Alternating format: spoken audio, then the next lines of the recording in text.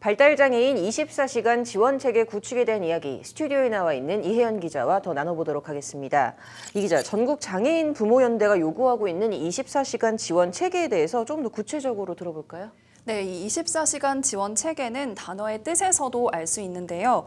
장애인이 부모나 가족에게만 의지하는 게 아니라 공적인 사회 시스템을 통해서 평범하게 살아갈 수 있도록 하는 체계를 말합니다. 특히 발달장애인의 경우에는 누군가의 도움 없이는 생활하기 어려운 부분이 있기 때문에 대부분 부모나 가족이 하루 종일 붙어서 생활하기도 하는데요. 학계는 이러한 특성 때문에 더욱 사회적인 체계가 필요하다고 말하고 있습니다. 수도권 최초로 발달장애인을 위한 학과를 만든 신동국 안산대 에이블 자립학과 교수의 말 들어보시겠습니다. 발달장애 자녀 한 명이 생기면 그건 개인의 장애가 아니고 저는 가족의 장애라고 얘기합니다. 그리고 어머니는 그 자녀에게 24시간을 함께 하지 않으면 안 되는 발달장애 특성이 그래요. 그래서 어머니의 삶은 어떤 장애와 동일시되는 삶, 그러니까 어머니도 장애인이 되는 거고요.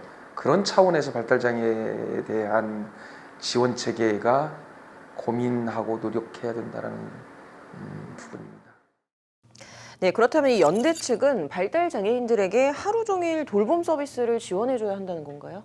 네, 많은 사람들이 이 부분에 대해서 오해를 하고 계시기도 한데요. 이들이 바라는 체계의 핵심은 돌봄이 아니라 자립에 있습니다.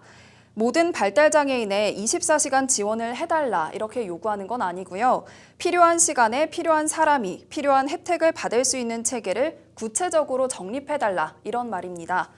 즉 발달장애인들도 오전에 직장 가듯이 일하러 가고 오후에 집에 돌아오면 활동보조인의 지원을 받는 등 비장애인처럼 살아가는데 문제가 없도록 해달라는 게 이들의 주장입니다.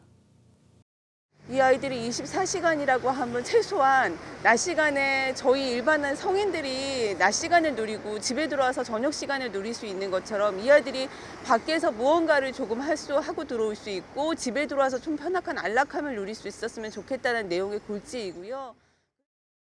네, 이제 말씀을 들어보니 우리나라에는 아직 이 발달장애인들을 위한 체계가 없다라는 얘기 같습니다. 그렇다면 해외 같은 경우 어떻게 되어 있나요?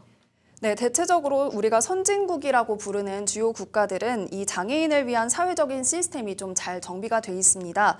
이들 나라에서 제공하는 체제의 핵심은 신 교수도 이야기하고 있는 인생 전반에 걸친 지원이라는 점입니다.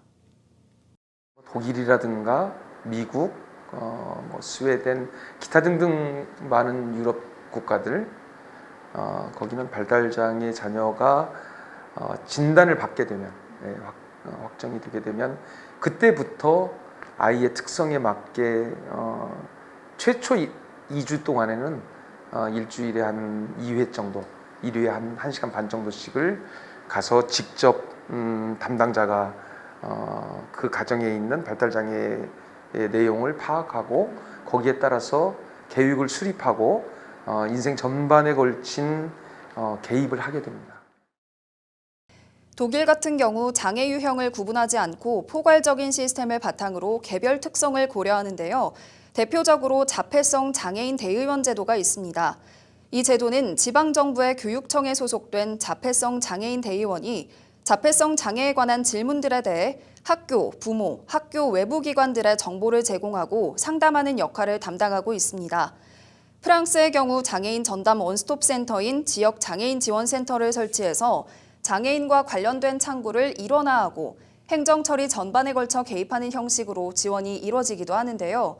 특히 발달장애인을 위해서는 발달장애인 지원센터를 따로 두고 본인뿐만 아니라 가족의 상담, 진단, 계획 수립 등의 서비스를 제공합니다. 미국은 주마다 조금씩 다른 법을 두고 있지만 캘리포니아주에서는 발달장애인 서비스부가 통제하는 민간 비영리 조직 리저널 센터를 통해 전반에 걸친 서비스를 받을 수 있습니다. 네, 다수의 이 선진국들이 방식은 다 다르지만 발달 장애인들의 삶을 위한 지원 체계는 갖추고 있다라는 이제 말인 것 같은데, 자, 그렇다면 우리나라에서도 이 체계 정립을 위한 노력들이 좀 이루어지고 있나요? 네, 사실 이 문제가 하루아침에 나온 건 아니다 보니까 앞서 관련 법안들을 발의한 의원들도 있습니다. 지난 5월 29일 국회 본회의를 통과한 법안이 있는데요. 서영석 더불어민주당 의원이 대표 발의한 발달장애인 권리보장 및 지원에 관한 법률 일부 개정 법률안입니다. 국가와 지방자치단체가 최중증 발달장애인에게 통합 돌봄 서비스를 제공할 수 있도록 하는 내용을 담고 있습니다. 또한 대표적으로 장혜영 정의당 의원의 장애인 활동지원법 개정안이 있는데요. 이 개정안은 활동지원급여는 장애인이 지역사회 안에서 동등한 사회 구성원으로 살아갈 수 있는 방향에서 우선적으로 제공해야 한다는 기본 원칙을 포함하고 있습니다. 한편 지난 16일 정부는 새 정부 경제정책 방향을 발표했는데요.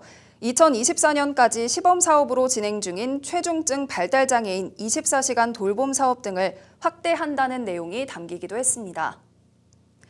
이 밖에도 장애인권법센터 대표 김예원 변호사는 없는 걸 새로 만드는 차원이 아니라 보다 촘촘하게 보완해 나가야 한다고 말하고 있습니다. 김 변호사의 말 직접 들어보겠습니다.